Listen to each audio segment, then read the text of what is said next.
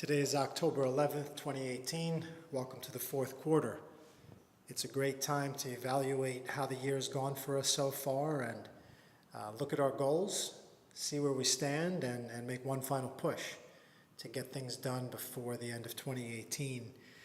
It's a beautiful thing when we have these kind of periodic check-ins. It doesn't always feel great when we see there's certain things we might not have gotten as far with, or things didn't go according to plan, but there's always an opportunity in that. There's an opportunity to kind of refocus, refresh, start over, and kind of make an adjustment as well. I don't think it's too late to make adjustments to your goals, if be they annual goals or monthly.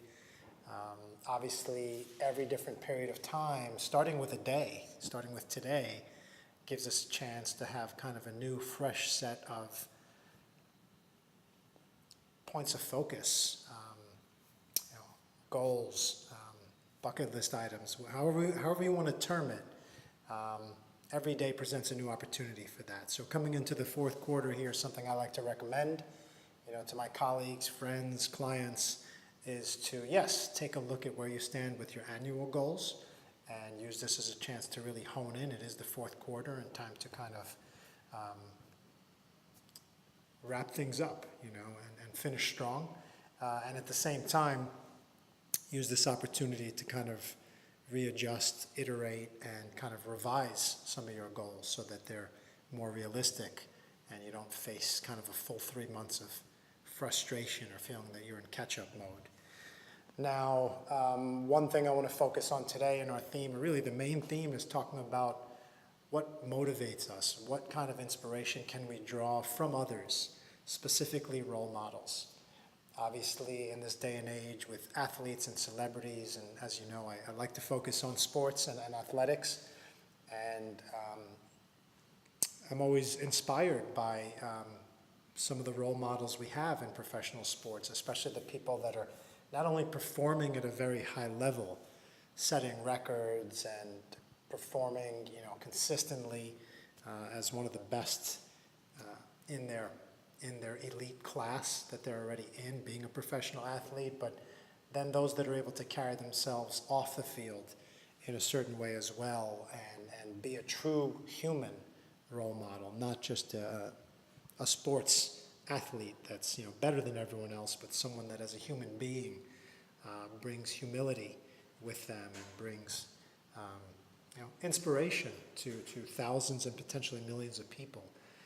One of those people that I'm going to highlight today, and shortly I'll play you a clip, is Drew Brees, who's the quarterback for the New Orleans Saints, and isn't one of the young players in the league. He's been around a while. I believe he's 40 or approaching 40, or maybe just over 40 years old. And he's been around for a long time, doing it at a Pro Bowl, at an all-pro level. He's a family man. He's someone that came into the Saints franchise at a time right after the major hurricane Katrina out there, where the city was essentially devastated in so many ways. And he brought, a Super Bowl to that town. And more than that, he was really kind of the poster child, for the franchise, for the city, for that 1 or 2 years as they were recovering. And the team wasn't able to even play in their home stadium for a while because it was devastated. And he was able to kind of be really just an inspiration for millions of people during a very tough time. And he continues to be that. And recently, this past week, he set a record, probably one of the most, if not the most prestigious record in pro football, the all-time passing yardage record, and just eclipsed not only Brett Favre, but Peyton Manning. And I'm going to play a clip that shows when he broke the record, and what's even more inspiring than the level of excellence and consistency he displayed as a professional athlete, but the level of class and humanity that he showed, and what he did right after breaking the record. So I'm going to go ahead and play this clip, and we'll talk about it a little bit more afterwards, and I'll commentate a little bit as the clip goes on because the audio is not that great. You can see Brees is chasing Peyton Manning's record there. and they're playing the Redskins. It's about 35 yards away from the record in this case, and they're at their own 40-yard line. And as you can see, he gets it all in one chunk. A little play fake, wide open receiver. And touchdown, 60 yards, broke the record. Celebrating with his teammates, of course, on the field.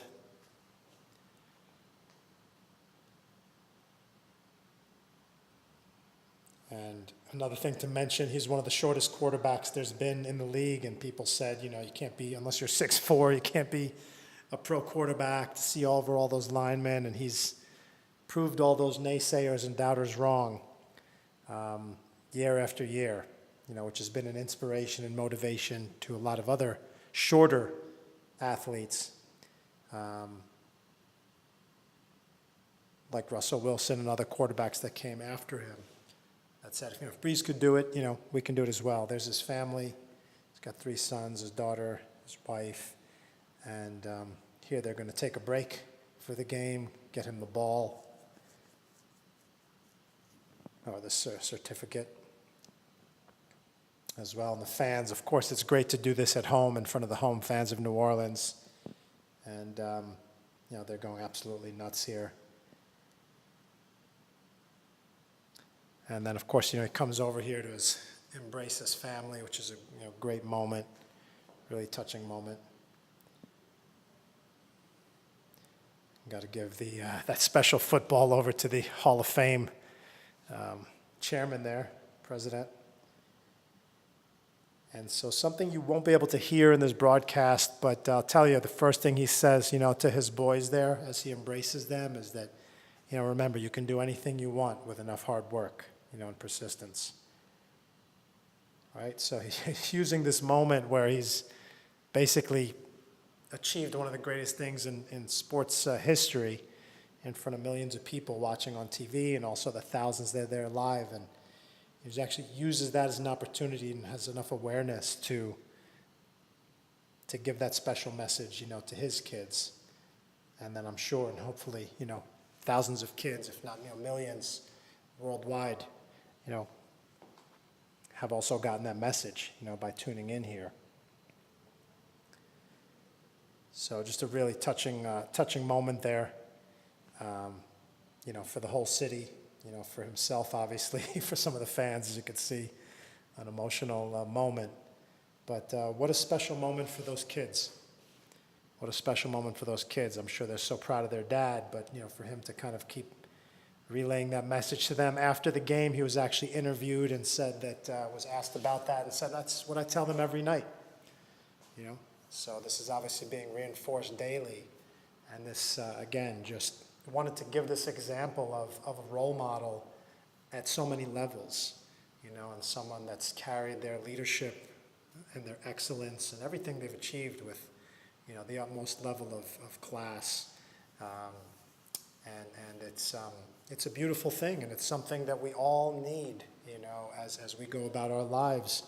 Mentors, peers as well, that we can kind of share our life challenges and experiences with.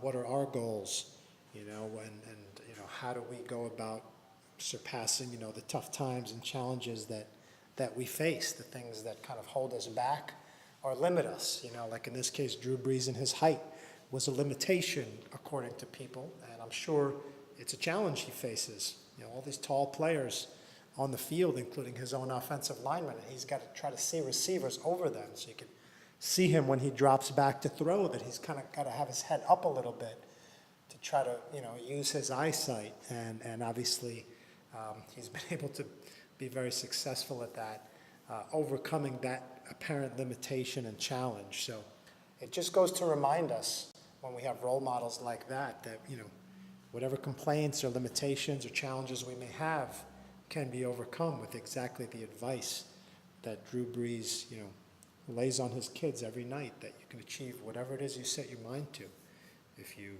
commit to it and set your mind to it.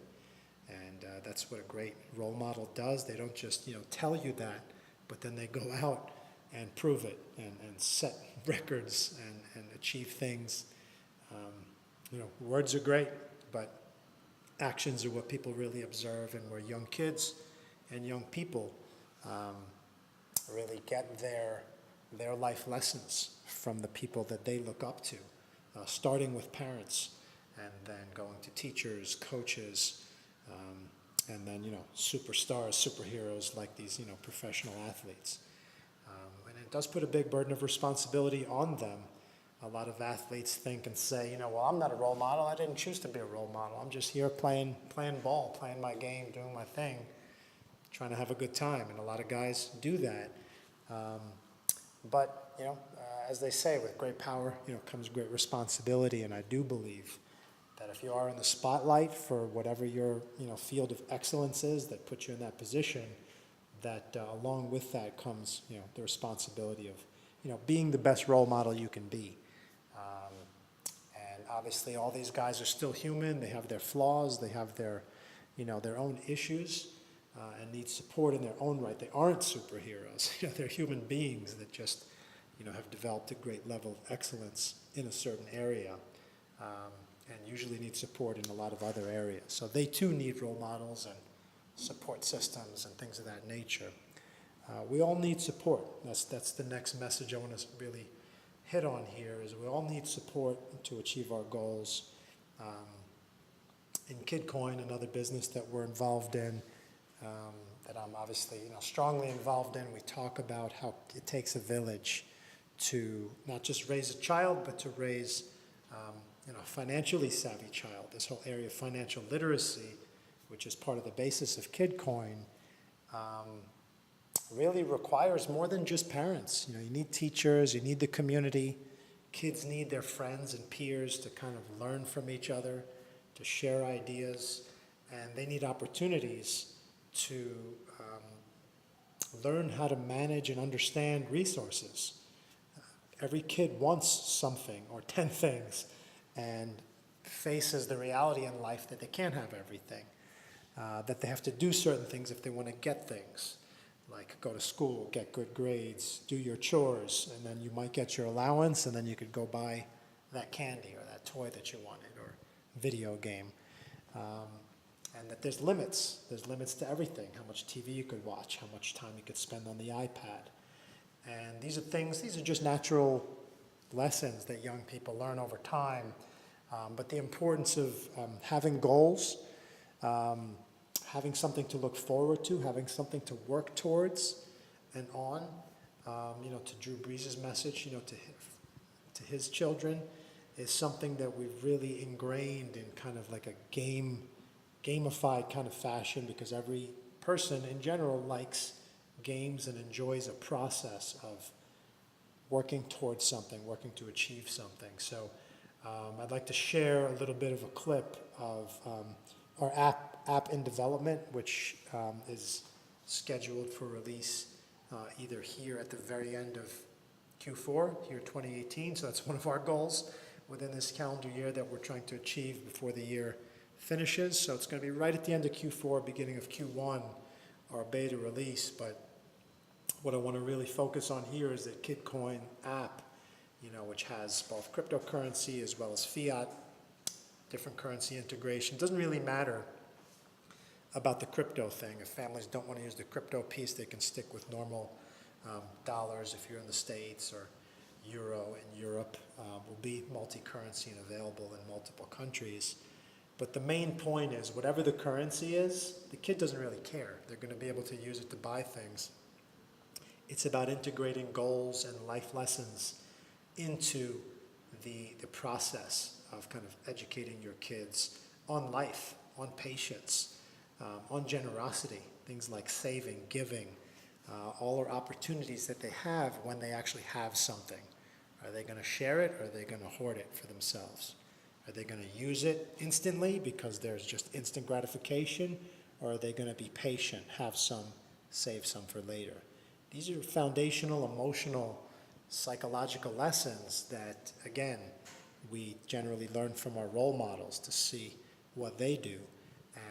And then with the help of tools like this, Kidcoin, we hope to be one of those foundational tools that families and parents can use to bring that type of education to their children. So I'm going to go ahead and commentate a little as well as we share some screens. So you can see this is a screen where a kid or parent, but in this case let's focus on a child, would actually see goals that they have that are in progress, and they're saving for different things, PlayStation, iPod, and then they can add goals here. Let's say add a new goal, and let's say it's a Mac computer, and then you determine either in dollars, or that's a little Kidcoin, K symbol for Kidcoin, how much they need, and then they can request seed funding from parents or other family members, supporters.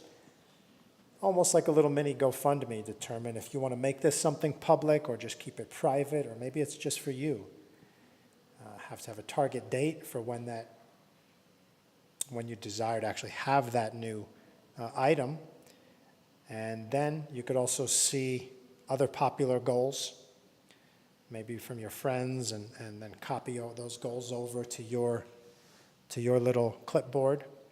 And then you can actually cheer on friends, give them a little thumbs up or support, or even if you have some Kidcoin or dollars, maybe you want to contribute to a friend, contribute to several of your friends' goals, and they can hopefully support you back as well. Give them a little motivational message as well to boot. So this is, again, just a quick clip of a key feature there we have in Kidcoin. And the basic message is that using goals, not just having a big savings account, but breaking that down into maybe 5 or 10 things you're looking forward to.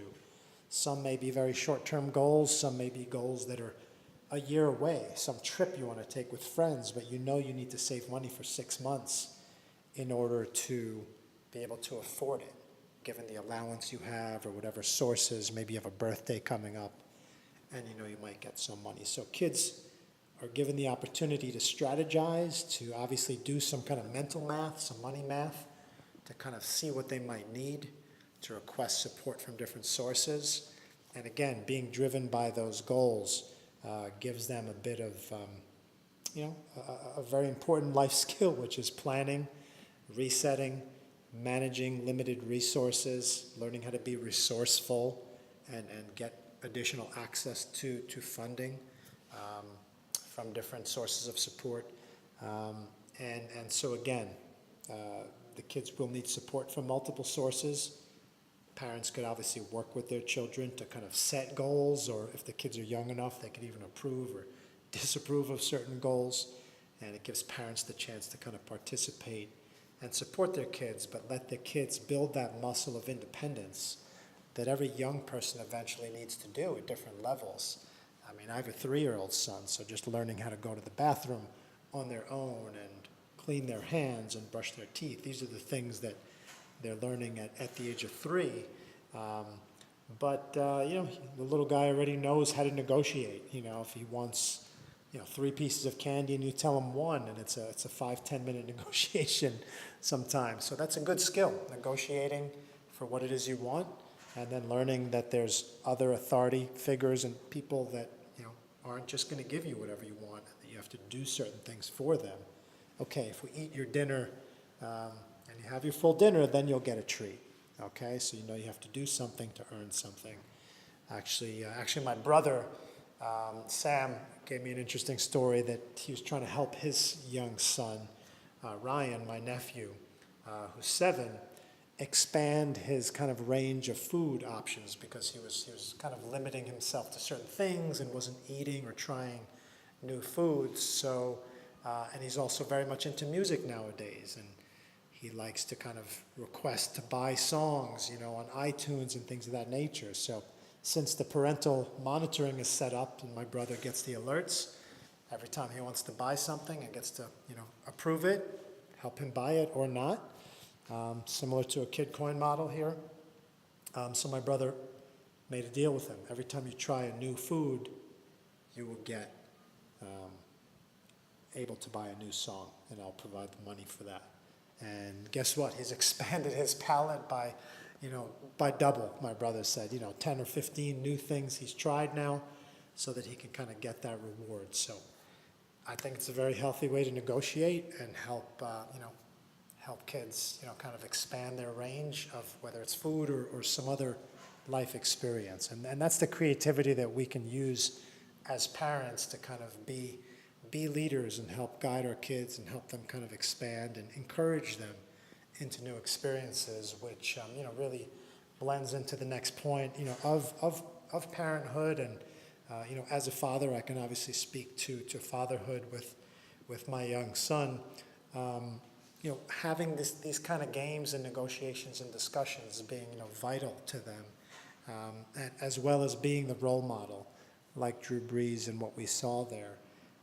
Just really the level of importance and responsibility that we have, obviously, in that role. I try to give, although I work very hard and long hours at times, what I realized, and something I wanted to comment on, was that I always carve out time for my son when I'm here. Sometimes I'm not able to do that when I travel. Obviously, I just traveled last week, for example, for 4 nights or 5 nights. I was out of town. I really don't like doing it, to be away from him, but it's comes with the territory of what I do at work.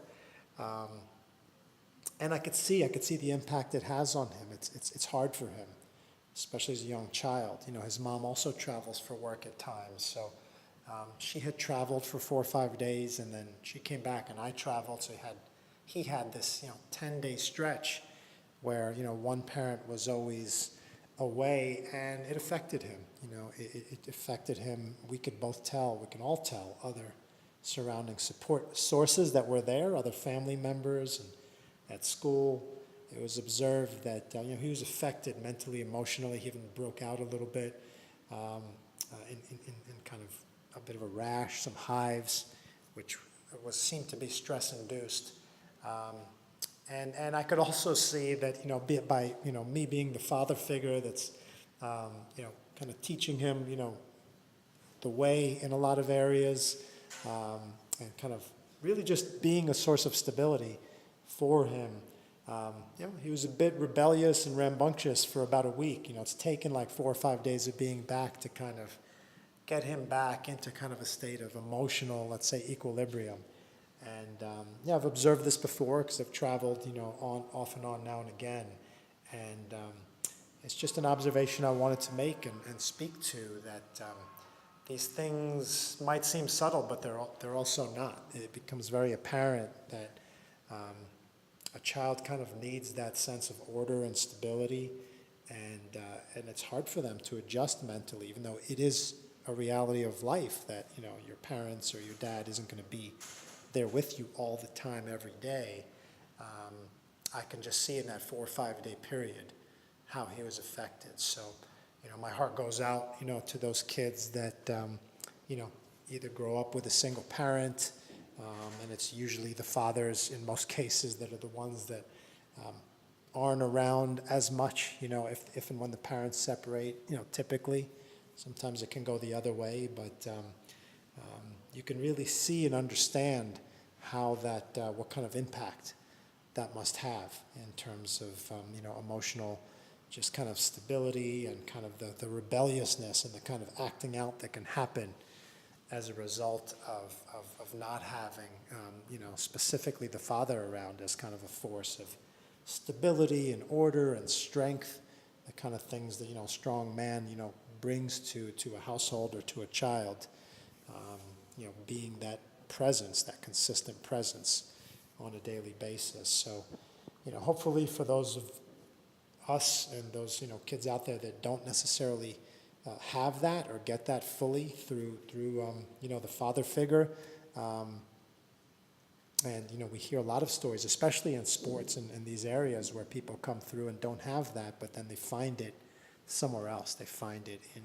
an uncle, they find it in a grandparent, they find it in a coach or a teacher, or maybe even a sibling or cousin, right? So there's opportunities for us as communities, as society, to support young people where maybe they don't have, the best setup or not an ideal setup. Life's not perfect on so many levels, and sometimes it seems unfair, but I truly believe there's a purpose behind all of it, and how it happens for each person. That kind of on a soul level and in our soul journey, we somehow needed or decided upon certain type of setup and certain type of structure, and the challenges and even the wounds that come with that.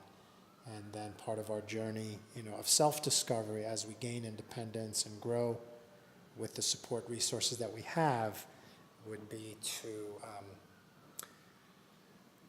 heal those wounds and kind of grow from them, or use that somehow, some of the challenges we might have had as fuel to grow, essentially. But that being said, when kids are young, it's a great opportunity to support them and build a community and structure around them with great role models, with goals, with different types of inspiration, different kinds of games and things that you can give them to look forward to, where unbeknownst to them, they're learning life skills, and they're learning things like mental math with all these games about how much they need to save, how many chips do you need, or whatever, peanuts, whatever term you're going to use, Kidcoin, to signify some kind of stash that can help them trade that in for some other kind of value that they're interested in. It's really a fundamental life lesson.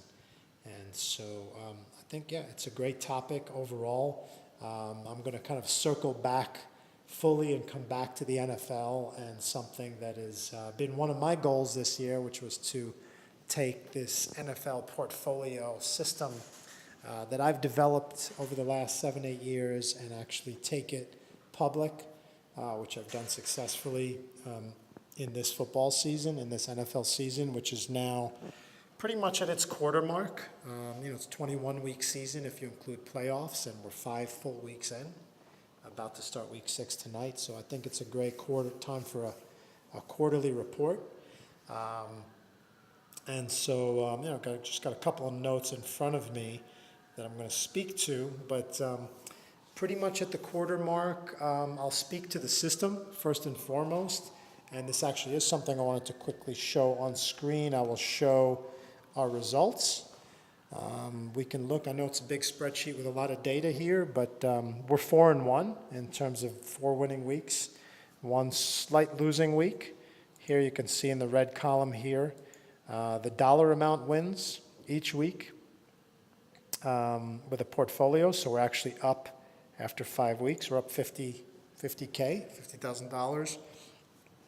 And we've put in so far 202 different plays. So the system, as I've covered in past episodes, really puts a lot of diversification. So it's not like picking 1 or 2 things to happen. It's looking at all the games each week, all aspects of the games. It's very systematic, very intricate. And so we have over 200 plays already, so an average of over 40 a week. And within that, we've come out ahead. So I'm pleased with that. And now is usually the time coming towards mid-season where the identity of different teams, the different trends that are happening in the league, which I'm going to talk about shortly, start to become more and more apparent. So I really see a good opportunity over the next 5 to 10 weeks of regular season to take the initial success that we've had in the first 5 weeks, as well as the learnings and trends, and really turn them into more positive results. So I'll keep you updated on that. This is also the first year in over, I'd say, 12, 15 years that I've actually agreed and been pulled back in to participate in fantasy football, which is a completely different look, because you're not looking at teams and trends, you're looking at individual players and individual accolades and performance, like the wonderful Drew Brees performance there that we saw. And so I'm in one fantasy league. I don't believe in this concept of being in like 3 different leagues and having all these different players. Joined one league with my family, a lot of my cousins, nephews. It's super fun. And so far, after 5 weeks, I'm 4-1 in that league as well. So I'm happy so far with my team and how that's going. And I find it very interesting between being a fan of a specific team. I'm a Cowboys fan, which isn't a great experience so far this year. They're 2-3, look like a very mediocre team. So that's the one negative personal experience this year, which is fine. Not super invested in that anymore, but being a Cowboys fan and then being in fantasy and then having this kind of very objective technical system for picking games kind of creates some conflicts of interest that are very interestingly just observing week to week, right? So for example, if the Cowboys are playing and I'm cheering for them to win, but objectively speaking, I don't think they're the better team, to be true to my system, the NFL portfolio, I have to make the right call and not, engage in wishful thinking and kind of see the scenario where they could possibly win, because anything can happen in any game. And if you let your emotions kind of take you away from being objective, which can happen, I work very hard to try to keep clear, be technical, and put the objectivity at the forefront. But it's not always easy. And then playing fantasy football, when you have players on certain teams or others, that also creates a bias or a potential bias and conflict of interest, where you'd love to see certain players and teams score a lot of points, but maybe it's not the right setup. Maybe it's bad weather, or they're playing against a great defense like the Chicago Bears this year, which are off the charts. And so just wrestling with the different conflicts of interest between these three different interests I have in football is a nice observation, and something I actually wrote a blog about, which is up on NFLportfolio.com, and you can click on Insights and read that blog, which did get a lot of clicks and views and commentary when I put it up a couple weeks ago. But again, at the quarter mark of the season, some of the biggest surprises, I would say, the Cleveland Browns, who didn't win a game all last year, are actually a good team. It actually didn't surprise a lot of folks, or myself, in terms of, we really like their players. I really like their players. They got a good defense. They finally have a quarterback. I think Baker Mayfield is definitely for real. He's going to have a lot of success in the league. And, Browns are a good team. They've got 2 wins already and a tie, 2-1, and I think they're going to continue to be competitive in the AFC North over there and give the Ravens and the Steelers and the Bengals a run for their money. So that's cool. Fitzpatrick coming in for the Buccaneers and playing off the charts for at least the first few weeks was a big surprise. I mean, he's certainly cooled down since then, and now it looks like he's not even going to be the starter going forward with Jameis Winston coming back. But that was certainly another nice surprise. And then Mahomes and Kansas City and what the quarterback there has done, the young gunslinger, in his first season as a starter, has been off the charts. And the Chiefs are looking like a Super Bowl favorite along with the Rams. Obviously, they're the 2 undefeated teams, so it's easy to say that at this moment. But it is a long season. And the NFL is a grueling sport. It's an injury-prone sport, and anything can happen any given Sunday. And in a long season, these 2 teams that look like they're on top of the world right now may or may not, continue that steam going into the playoffs. So still a long way to go. I still do believe even though the Patriots are trending up now, that their kind of run and their era as kind of the ruler of the AFC is coming to an end. I mean, it's got to obviously end eventually with Brady over 40, but just like Drew Brees, he's one of those that's just, a great role model in terms of how he's taking care of himself and maintaining a high caliber of play, even as he gets into that over 40 era, which is inspiring for over 40-year-olds like myself. And I was out there playing tennis for 2 hours today, and I'm extremely tired from it. But, those are the kind of things you need to do to kind of stay in shape, watch your diet, closer and closer, and stay physically active, and do things that you love, do things that you enjoy. Those things keep us, I think, younger and fresh, as we get into our elder years. So some of the biggest disappointments, I think, so far this year in the NFL, it's the NFC East. which unfortunately is the division that my team, the Cowboys, play in. Sometimes they say it's NFC least, and it's been like that. Not obviously last year when the Eagles won the Super Bowl out of the NFC East, but this year, the Eagles, the Giants, the Redskins, the Cowboys, no one's looking so strong. No one's over even 500 right now in terms of winning percentage. So I kind of see that continuing on, unfortunately. I think it's going to be a weak division, and it's probably going to be 8-8 or 9-7 record that gets someone out of that division. Hopefully it'll be Dallas, but I wouldn't bet on it right now. Some other key trends, and this kind of gets us back to like the whole concept of role models. And we look at a lot of this social activity and this social activism that's been happening in the league with the anthem and with players kind of standing up for racial inequality. I think it's a beautiful thing. I think it's a perfect platform. I think all this nonsense that owners and people like Trump are talking about as far as just play football is just absolute BS and diversion. And of course, they're going to say that because they're focused on, the owners are focused on the business and the ratings and making money. So they're completely coming from a place of greed. I would, disregard their opinions entirely. Obviously, we can't because they hold a lot of power and sway. But, hopefully most fans and people out there, just citizens, realize that the owners are generally in it for the business side of it. I won't say they're full of it. They're in it for the business side. And anything to do with players questioning,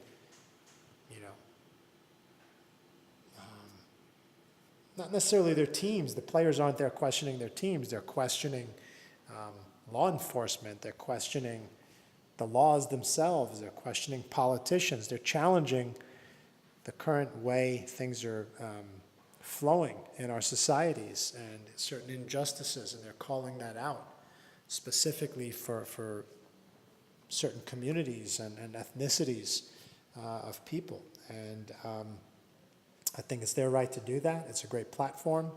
It's continuing to happen. I mean, we're not seeing it as much in the media.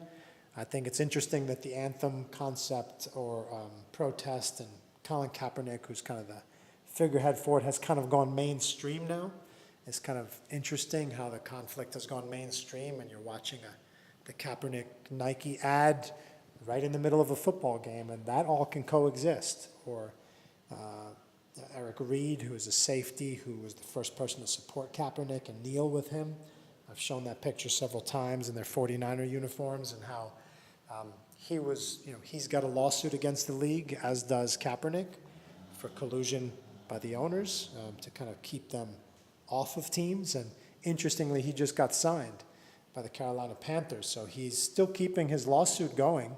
Just because he got signed doesn't mean he's going to drop the suit or drop what he stands for. So he wore in his first press conference, I don't have a picture of it right now, but I'm with Cap. And he's standing up there, and his teammates, who I'm proud of, guys like Cam Newton, major kind of spokespeople for the league, are saying, yeah, we're going to stand behind him. We're going to stand with him and support him. So it's cool and interesting to see that, and to see that that's happening. And so we'll continue kind of looking at that more as the season goes on to see how that's unfolding. I think just as far as, other trends in the league go, I think, roughing the passer, this kind of penalty where, they're looking to protect quarterbacks, or obviously the biggest attraction for most teams, and the people that, the players that spur on the most offense and excitement. And they're looking to protect them from these vicious hits. And so a lot of people think that the rules have gotten so touchy that you can't even touch a quarterback, or maybe we're in two-hand touch, not tackle football anymore. And I hear that, and I, as a fan, kind of getting rooted in games, something you do like to see is these collisions and these guys really tussling on the field. But, if we really think about it from a real human perspective and try to take that kind of competitive drive out of it, I think they're doing the right thing. I think it's a good direction to try to just protect players. Although, yeah, they're getting paid millions of dollars, and, part of it is the risk of getting injured in a tough sport. If you can find ways to protect guys from vicious hits, I think it's a good thing. it's a good thing. So this concept of, telling defenders you can't tackle a quarterback and then land your body weight on him. You need to let up, even though it's in the kind of moment of heat and a moment of aggression, and you're trying to chase this guy down who's super fast and athletic himself, and you got him, and you need to kind of hold up a little bit.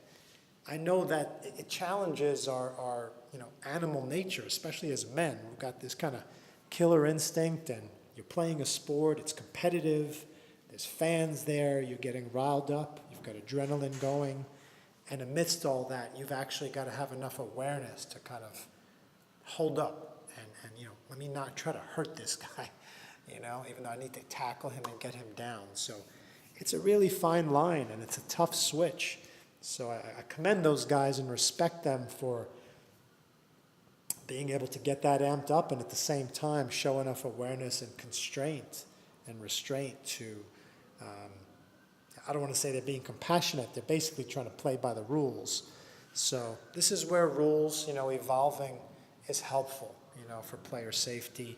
And I think it makes the sport more human, and it'll make these players have to think more and use their rationale, not just their animal drive and instinct and physicality while they're playing, which I think is one thing that makes a great athlete, the ability to really, integrate, your physical attributes with your emotional nature and drive with kind of a bit of mental, rationality and just, being a smart player and a smart person, both on the field and off. So I think that's a trend. We're seeing more roughing the passer penalties, which is making defenders a little bit more compassionate, let's say. Then the last thing I'll leave on is the business side for the players. You're seeing players like Le'Veon Bell for the Pittsburgh Steelers. We saw it with Khalil Mack, Aaron Donald, guys willing and ready to withhold their services, even though they were going to get paid millions of dollars for their services, still willing to withhold for a potentially bigger payday because they feel that they're worth it. And these are, some of the best, only the best players in the league can do this. And in Le'Veon Bell's case for the Pittsburgh Steelers, it's interesting because now we're in week 6 and he's still not with the team, which means he's losing basically almost $1 million a week, something of that nature. That was the contract that he didn't like because he wanted more.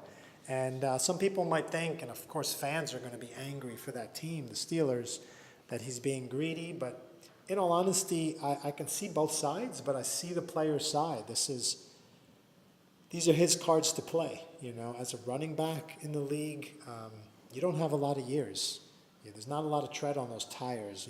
All it takes is one play, one tackle, and you could be done. So he's basically putting his chips down, saying, you know what, I'm withholding my services. I may take the penalty for half of the season, but they're going to trade me, and the next team that's going to sign me is going to compensate for all of that. And at 29 years old, 28, 29, guys like Earl Thomas for the Seattle Seahawks, one of the best players in the league for many years, was withholding his services because even though he had a year left on his contract, he knew at 29, this was probably his last chance to get a blockbuster deal as one of the best defensive players in the league. And he held out. They didn't budge. He came back, and within 2 weeks, even though he played great, he got injured. And a massive leg injury, broken leg. Big controversy that he gave the finger to his sideline as he was being carted off, basically saying, F you, you put me in this position, didn't give me the big contract, and now I'm screwed. I got this injury, and it's obviously going to hurt his negotiating position with, obviously he's not going back to the Seahawks, that team, but he's going to play again. Hopefully he'll come back healthy and come play for the Cowboys next year, please. Even though our defense is getting better at Dallas. Love to have a player like that.